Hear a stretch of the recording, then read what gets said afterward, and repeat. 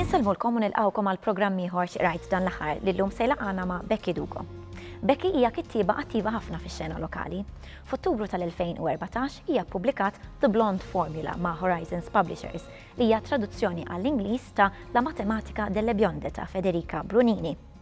Hija kitbet ukoll poeżiji u stejjer ostra li ġew pubblikati online. Becky hija wkoll żeffina u attriċi u l-aħħar rappreżentazzjoni teatrali li ħadet sehem fiha kienet A Midsummer Night's Dream imtella mill-MADC fejn fiha interpretat ir-rwol ta' Hippolyta. Allura Becky, xi rajt dan l-aħħar? L-ewwel net grazzi tal-istedina. Il-ktieb li qrajt huwa proprju l-aħħar ktieb li qrajt dan l-aħħar huwa The Circle ta' Dave Eggers. Ktieb interessanti immens u hemm ħafna xi tajt dwaru. Iqajjem ħafna kunċetti interessanti. Biss ngħidlek li f'temp ta' 5 ijiem naħseb rajtu dal-ktieb kieku ma kellix noħroġ għax-xogħol kont naqraw anke fit-3 ijiem. U l-iktar ħaġa li oġbitni huwa li tant iqajjem kunċetti li anke meta ma kontx qed naqrah kont qed naħseb fuqu u niddiskuti ma' sħabi tax-xogħol u hekk fuq ċertu issues. Bħal pereżempju il-privatezza, id-demokrazija, it-trasparenza, daw issues kollha li jitqajmu f'dal-ktieb. Il-ktieb jitratta dwar tfajla jisimha May li tibda taħdem f'dil kumpanija enormi tal-internet li jisimha propju The Circle.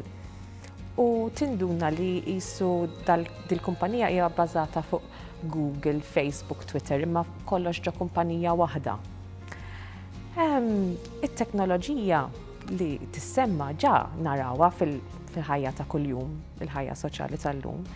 U għalhekk jiena għall-bidu kont qed naħseb li dan ħajkun xi ktieb xi dystopian future, imma dik il-ħaġa inkwetanti li ħafna mill-affarijiet li naqraw fuqhom li jistgħu jiġru propju fil-ħajja ta' kuljum.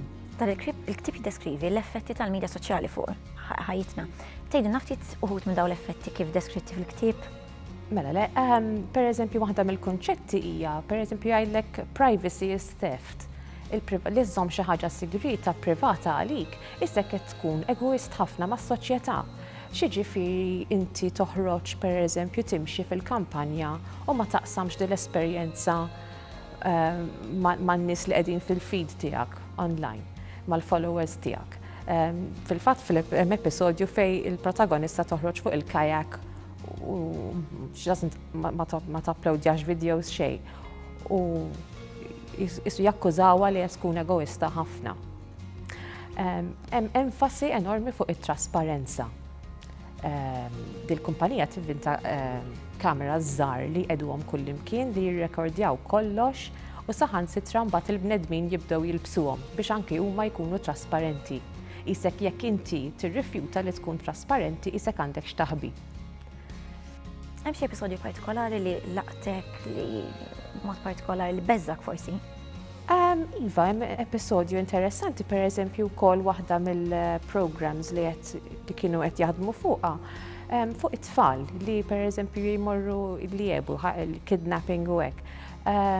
Jekk it-tfal jagħmluhom xi ċippa f'xi għadma f'ġisimhom, jistgħu jitrakkjawhom daw jekk jiġu kidnapped. Tista' ssibhom f'temp ta' 10 minuti. U daw il-konċetti li ġallok taħseb allura ħaġa tajba li jissegwi t-tfal ishom annimali u daw meta jikbru mbagħad xorta ħajibqgħu biċ-ċippa ġo ġisimhom.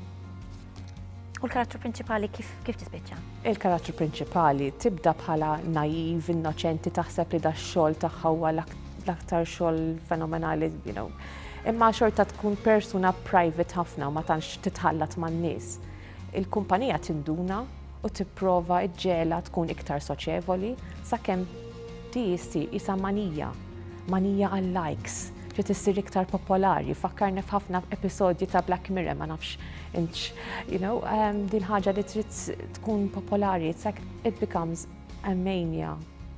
U mingħajr ma rridx ngħid kif jispiċċa l-ktieb biex dak li jkun jaqra ħalli nnifsu ma hemm twist vera tajba fl-aħħar li vera ma kontx qed nistennija.